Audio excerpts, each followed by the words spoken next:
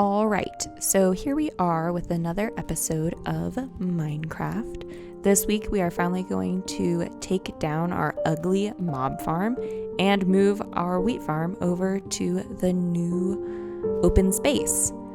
First, we're going to go with a time lapse on taking down the mob farm. Oh, and be sure to leave a like if you like the video and subscribe.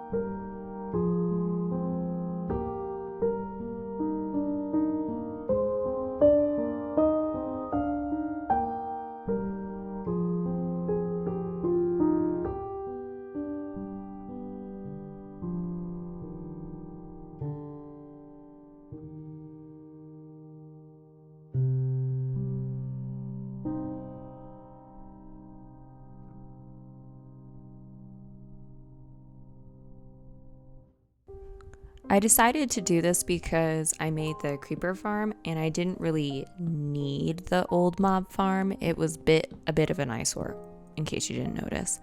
I did go back and forth about doing this because it's a nice marker so that when I'm walking back to the village or flying back, I know where I am. But I guess we're just going to have to accept that the tower is good enough. When I was picking what to put in the new location, I was pretty sure that I needed to redo the wheat farm. We all knew it was ugly. It's clear. So I wanted to make it again, but a little less ugly.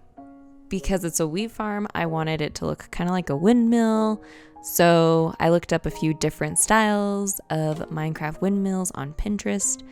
Again, the one that I found ended up having a video to go with it, but I didn't notice until after I finished making it. But I will include them in the description down below so that you guys could go and make it. Originally, the way the windmill was designed was to use wool for the blades of the windmill. However, I felt like it would look kind of funny. It didn't look funny on Pinterest, but I didn't really like it, so I ended up switching it over with fences. So that's why there are two different windmill designs in the description down below, because I ended up combining two of them and tweaking it a little bit to be more what I needed it to be. This did prove to be really hard to keep track of what I was doing. So the first time I made the blades, as you can see, it's a little bit off and a little kind of close, so I accepted that I wanted it to look as nice as possible. So I took out the messed up blade and started over. So this probably happened while I was listening to a podcast. So I guess I clearly can't Minecraft and podcast at the same time. I'm lucky a creeper didn't come up and destroy the whole thing, though that would have been nice if it had happened while I was tearing down the mob farm. So here is a nice time lapse of the whole process of building the outside of it.